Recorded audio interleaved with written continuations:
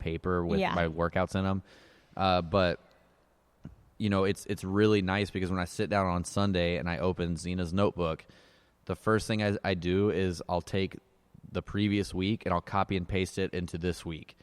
And then I'll start writing this week, and I just keep referencing the week that you just did. Mm-hmm.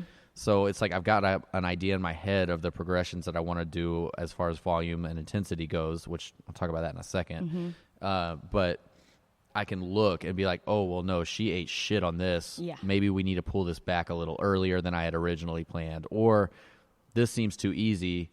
Maybe we can bump it up a little more than 5% mm-hmm. or whatever. So it's really nice. And some people are way more detailed than others. Like, the more detail people give me, honestly, the easier it is. Some people write books. Yeah. But which is, I do it too. I know I do it to James. Every time I send him anything, I'm like, fuck, man, I'm writing way too much. Like, I need to pull this back. But, so yeah, some people write books. Most people just put little notes. Some people, it's funny because of how many emojis get used. Yeah, I was going to say, the one thing that's great about it is that you can put in emojis and you can type in there and highlight it. One thing that I like is I always write my workouts on a whiteboard, probably a weird swimmer thing I've just brought into weightlifting. And it'll let me take a picture of my whiteboard with all my little notes and X's and checks and different colors and, paste it right in there. And so it has everything there. And then I just erase my whiteboard and go on to the next day. So yeah, and I like that too. Like, a lot of people don't post pictures in there. Yeah. Some people have tried to send me videos in there of training, but that doesn't really work that well. Right. I don't know why. It's like, it's weird about playing a video in the app. You have to like export it and stuff. It's that side of it is kind of stupid. And I feel like it'd be funny to figure, you'd have to know everybody's own language to know like what each one means. Yeah. I know in mine I put checks or I put dashes when I've completed it. And, I'll put an X, or I'll usually write in a red dry erase marker, or make a sad face if I've missed something, and then put like arrows and notes. And so I feel like it'd be interesting. Like, each person would have their own like language in there of what they're trying to convey or tell you. So yeah. Well, yeah, and that's the one thing I've started telling everybody is that you have to give me notes in a different color. Because I just write it with like just the standard, like, Times New Roman 12-point font, whatever. Yeah. But like, when people give me notes directly beside what I tell them to do with the exact same everything, I'm like, I'll miss it. Yeah. So it's like or maybe I won't miss it, but it's kind of annoying. Yeah, so and that's part of what I didn't like either, is I couldn't really figure out how to do it. And I was like, I like my whiteboard. And so I figured out it'll actually like let you take a picture and it'll like chop out the rest of it and only put your whiteboard in there. So I was like, yeah. All right. So Evernote is the tool that we use in the gym for individual programming and communicating how it's going. Because, like with the way the gym is, like, I'm not a full-time weightlifting coach when the gym is open. I try to watch most of everybody's lifts, but inevitably I'm going to miss some. So, it's really nice for that reason, especially if I am coaching a CrossFit class or something like that, where I might miss, your entire snatch session or something like that. That's possible, especially if it's like busy. So that is a really nice thing to have. And it's just good to reference for me when I'm writing your program, because we might talk about something on Tuesday of like, oh, you had a hard time with this. Okay, well, maybe we'll switch it up. Or this isn't effective in the way that I thought it would be. We need to switch the exercise. And I'm going to fucking forget that by Sunday. Like, I'm never going to remember it. But then I can make a note on your Evernote too that like, oh, got to do that. Right. Okay, so that's what we use for like communication and note-taking.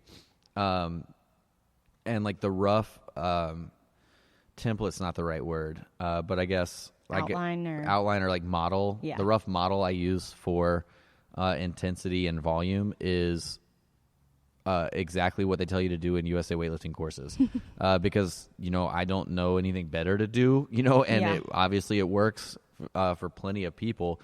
So I don't think they do it in level 1, but if you take a USAW level 2, it's like one of the test questions like that. You go over this, that basically like week 1 is a base week. Week 2 is an overload week, meaning from week 1, you decide your base amount of reps. Like, I used to get real crazy about rep count per day. I don't even do that anymore because I never mind. That's a whole other thing. But so, I'll write, your first week of the program. And, everything's base, so it's like we're not going bananas on sets. We're not going bananas on weight. It's like everything's just kind of like right in the middle which again, that takes experience of learning where that line is per person, again, because some people can handle way more and some people can't handle very much at all. So you write their base week, and then the second week, I'll usually take most everything up by 1 set and about 5% in intensity.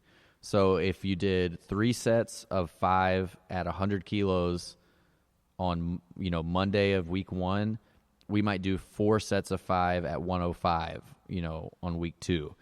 And again, that can change based on what someone's feedback is, but pretend that's not an issue. Yeah. Everything's just going about 5% heavier on week 2 and roughly 25% more volume. Like, that's about what I'll do. That week always sucks for everybody. It beats the shit out of you because it's an overload. The idea is we're pushing you past what you are capable of doing, or at least right to that edge. So by the end of that week, you're probably in a bad mood. You're slowing down. The heavier lifts feel impossible. The lighter lifts feel like heavier lifts should. You're not snappy. That's one thing that goes out of the window real fast. And that's what I try to encourage people, or I guess not get them down, is no, you didn't lose your ability to be snappy, but that's the first thing that goes when you're tired. Is you don't have that pop. You don't have that same quick reflex on the turnover or whatever. And then at the end of an overload week, you need some rest from that. So I'll take volume down anywhere between 50 and 70% of what that second week was. So I guess take 30 to 50% of the volume away and take about 10% off of the weight. So you're doing about 5% less than what you did on week 1 for less sets. Usually I'll keep the reps pretty consistent across a phase. But volume goes way down, weights go way down, and that's your recovery week. So the thing about a recovery week is it never really feels like a recovery week, but that's because you need it. Yep. One of the guys, Paul, who is, I know, currently catching up on the podcast right now because he told me that this morning. Shout out. Is a remote client of mine, and he was we just started very recently, and he's going through his first recovery week, or just did this past week, and he texted me and was like, dude, why the hell is a 95 kilo clean and jerk so hard when his max is, I think, 116 or 118? And I'm like, dude, because you're tired. Yeah. It's okay. It's okay to be tired, and the fact that 95 is an easy weight for you and it's hard right now, that just shows you needed it. But you've overloaded the week before. So that's why your body needs some time to catch up. We take everything down. Those light weights are going to feel way heavier than they should, but it's because your body is still trying to catch up. You're 3 steps ahead of your body. Your body is trying to catch up to you. And the fact that you're training light, it's still light. Even though it feels really heavy, 65% is still 65%. So your body is going to, it's called supercompensation, but I like to say overcompensate, this is whatever. It's the same thing. Your body's recovery will hopefully overcompensate because you told your body, no, I'm pushing myself as hard as I can the week before. So now we dial it back, but your body is still playing catch up. So hopefully, if you're 3 steps ahead of your body is going to jump to get 5 steps up. So it's 2 steps ahead of you by the end of that week. And then the 4th week, we keep the volume low, but then the weights go way up. We'll either work to, if we've been doing sets of 5 on squat, we'll either work to 5 rep maxes on that week 4, or we'll just or I'll tell you, no, you got to do this. But generally, I'll put it up. If I'm telling you the weight to do, I'll put it up about 5% heavier than that second week. So week 1, we'll say 100 kilos. Okay, this is pretty much exactly the example they'll give you in a USAW level 2 course. But say, I don't give a shit, squats. Okay. Yeah. So say you're doing 3 sets of 5 at 100 kilos in squat on week 1. Week 2 would be 4 sets of 5 at 105. Week 3, we're taking it down to 2 sets and taking 10% off, so it would be 2 sets at 95. And then week 4, we're bumping it up to be 5% heavier, so that would be 111. And then we're keeping it at 2 sets. So it's you start in the middle, volume and intensity go up, volume and intensity go down, volume stays down, intensity goes up. That's a 4-week cycle, and then you start it all over. Yeah. That's generally the model that I'll follow for most everybody. Like, there are some times that we'll do like a 3-week phase or a 5-week phase or a 6-week phase. There's sometimes that, I find that some people don't necessarily need those recovery weeks every 3rd week. Like, I probably could use one every other day, Yeah. But sometimes people don't need it on that 3rd week, and we'll just kind of like progress linearly until they can't anymore. Mm-hmm. But I don't think that you can realistically expect someone to have linear progress unless you're keeping open communication constantly week to week, because it will stop. Mm-hmm. Like, there's this kid that came to the gym. I feel like I've talked about him before, but I've never said his name. God, I fucking hated him because he was just a little. He's like, okay, I don't hate anybody, and there's very rarely that I don't like somebody, but this kid was just like a know-it-all. But he was like an internet know-it-all. Mm-hmm. Like, he probably is very active on Reddit weightlifting. Troll. Yeah. But he was a kid, and he thought he had it all figured out. He was like, I'm going to take Howard Cohen's powerlifting templates and apply it to weightlifting, and I'm just going to add 1 kilo to my snatch double every week. And then, by the end of, like, week 19, I should be, like, I'm like, God, fuck, man, it's not going to work. Yeah. Like, if that worked, we would all do that. Like, but he just didn't want to listen to me. And I like snapped at him a handful of times, which is, I don't really snap at people that often. Mm-mm. There are some things that people can do in the gym that make me mad. He just made me mad by existing. and so I would snap at him kind of a lot. Like, he would tell me that I noticed, because a lot of times if someone's not using hook grip, I might not notice. But I was like standing kind of behind him, and he was doing cleans, and I, wasn't sure, because most days everyone in here is doing something somewhat different. I'm like, hey, are those no hook, no feet? And he was like, no. I'm like, oh, well, you should use hook grip. He was like, oh, no, I'm not using hook grip because I'm trying to get better with my grip strength. I'm like, then do some fucking pull-ups when you're done, man. But like, if you're doing cleans, use hook grip. Yeah. And then he was like, yeah, but I just feel like it trains my grip better if I don't. And I was like, okay, I know that this is not like sound logic, but no one doesn't use hook grip, man. There is no serious weightlifter that doesn't use hook grip. So use fucking hook grip. Yeah. And he was just like, I don't know, man. I want my grip to be better. And then I was like, okay, well then we'll do some like farmer carries when you're done. Like, don't use your straps on the next set. Right? Like, yeah. It's exactly. something like. But yeah, so it was just stuff like that would make me so mad. Okay. Anyway, that's a little bit of a tangent.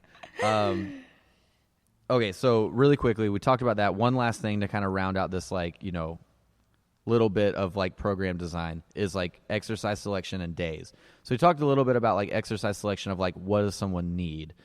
There's a good idea of, like, a traditional weightlifting cycle going from 4 weeks of triples to 4 weeks of doubles to 2 weeks of singles, and then maybe, like a lower week, and then another week of singles, whatever.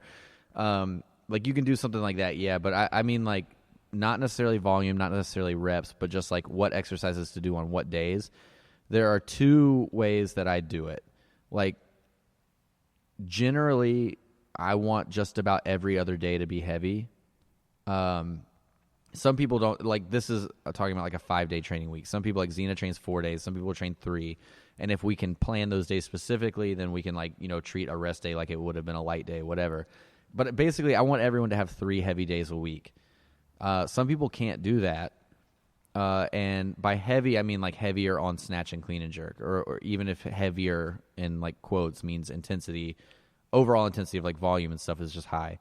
But so the template that like I've kind of started a lot of people with, which I totally ripped off of James Tatum, my coach, because this is what I've seen him do with a lot of people. And I had never done anything like this before, and he started doing it for me and I liked it. Is like Monday, you're going to snatch moderately and clean and jerk heavy. Wednesday, you're going to snatch heavy and clean and jerk moderately. And then Friday or Saturday, whichever one is your heavy day, you're going to go heavy on both. And I've gotten a lot of people to follow something similar to that because I liked it. And I think it's really smart because you need more recovery from a heavy clean and jerk than you do a heavy snatch. So if your heavy clean and jerk days are Monday and Friday, you're splitting them up about as much as you possibly can, so you're able to have two really effective